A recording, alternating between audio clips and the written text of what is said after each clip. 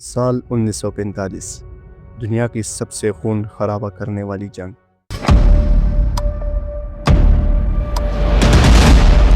World war 2 کا آخری سال۔ جاپان،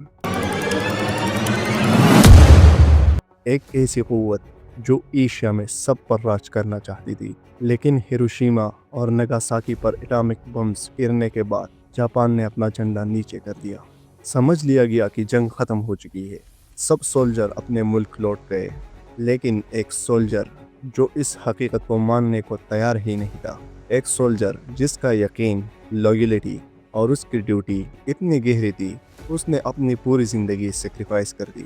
لیکن سوال یہ ہے، کیا ایک انسان کی لویلٹی اتنی اندھی بھی ہو سکتی ہے کہ وہ حقیقت اور جھوٹ میں فرق ہی بھول جائے؟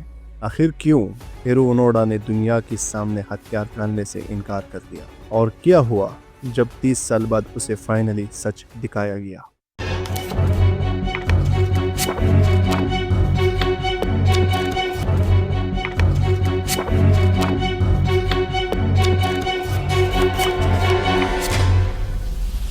ہیرو اونوڈا ایک عام جاپانی لڑکا جو 1922 میں جنم لیتا ہے۔ بچپن سے ڈسپلن، اوبیڈینس اور لویلٹی اس کی روح میں ڈالی جاتی ہے۔ وہ بڑا ہوتا ہے اور 20 کی ایج میں اسے جاپانی امپیریل آرمی میں بھرتی کر لیا جاتا ہے۔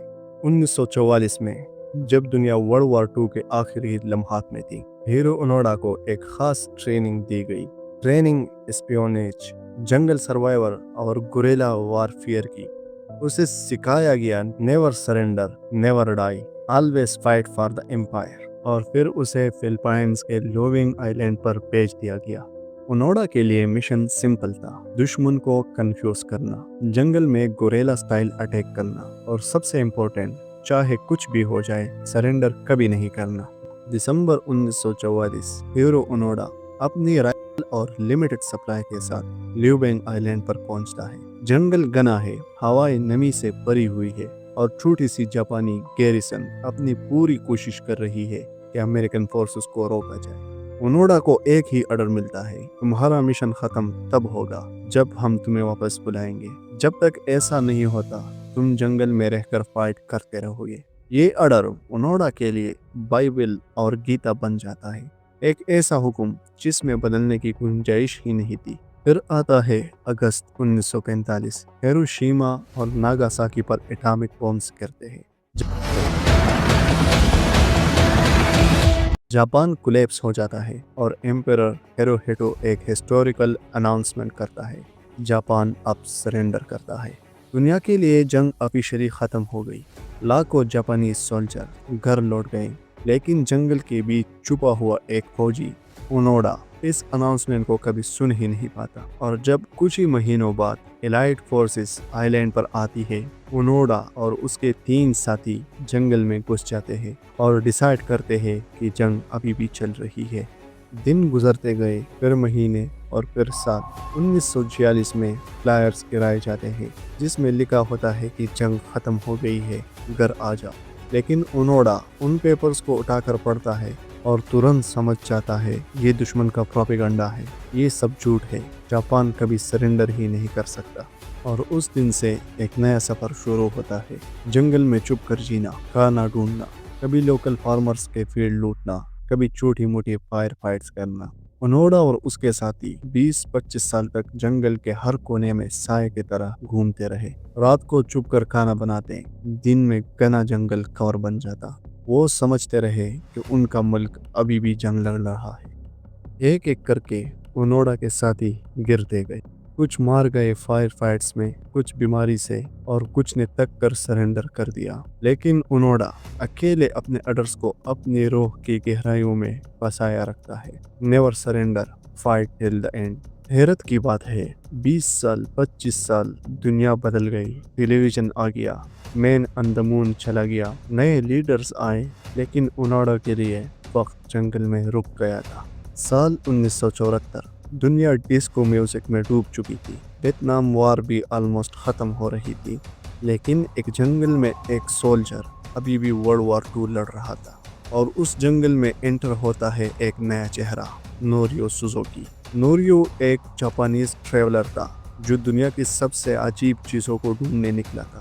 اس نے اپنے دوست سے کہا تھا، میں 3 چیزوں کو ڈھونڈنے جا رہا ہوں، پانڈا، سنو لیپرڈ اور ہیرو اونوڈا۔ اور پھر جنگل کے اندر نوریو کی ملاقات ہوتی ہے ایک عجیب ٹکے ہوئے سولجر سے، جس کی یونیفارم پرانی، رائفل پہ زنگ لگی ہوئی تھی، لیکن آنکھوں میں اب بھی وہی جذبہ اور جنون تھا۔